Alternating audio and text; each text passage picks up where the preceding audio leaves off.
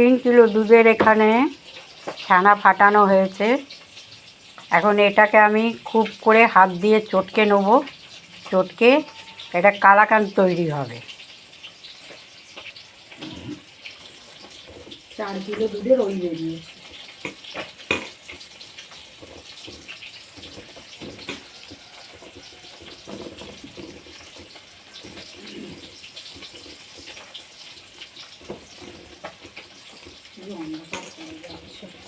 মেঘ করেছে, একদম ঘন কালো মেঘ। ভালো করে এটা চটকাতে হবে, না চটকানো পর্যন্ত নয়। তুমি ফোনে করছো ওটা? ভালো করে চটকাবো।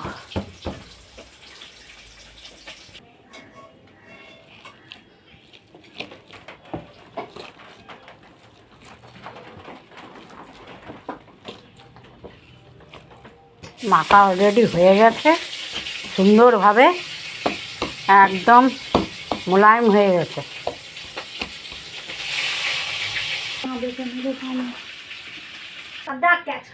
কড়াই বসিয়ে দিয়েছি এখানে। এখন দুটো এলাচ ফাটিয়ে নিয়েছি, কালাকানে দেবো। এই যে এখানে ছানা পাটানো আছে, অল্প চিনি দেবো, ক্যারামেল করে নেবো একটু, তাহলে একটু কালার হবে ক্যারামেলটা হয়ে গেলে।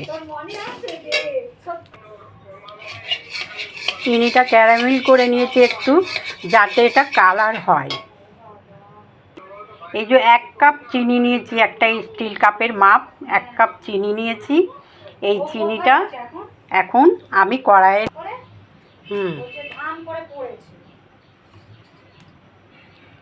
অল্প দুধ দিয়ে দেবো, দিয়ে একটু এটা ফোটাবো।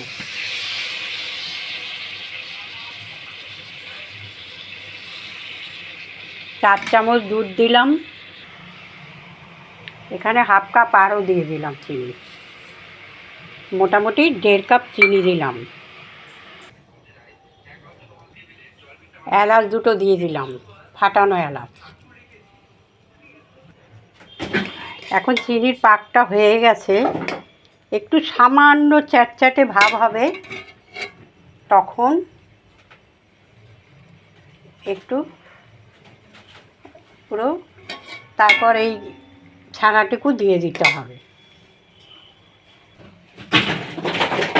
এবার ছানাগুলো আস্তে আস্তে দিয়ে দেবো, সব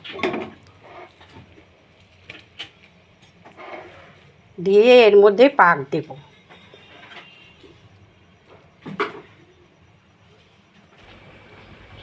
একদম দেখুন এবার টেনে গেছে পুরো কালাকাঁদ, কড়াই থেকে পুরো গা ছেড়ে দিচ্ছে।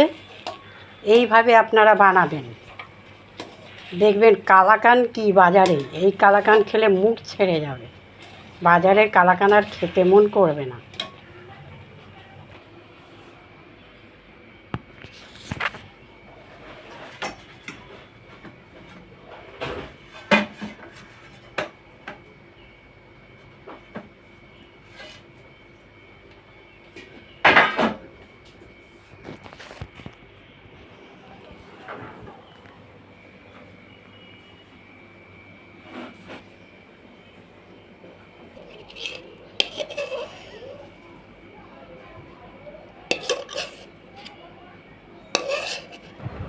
সুন্দর করে এটাকে লেবেল করে নেওয়া হবে একটু, তারপরে ঠান্ডা হলে এটা পিস পিস কেটে নেব।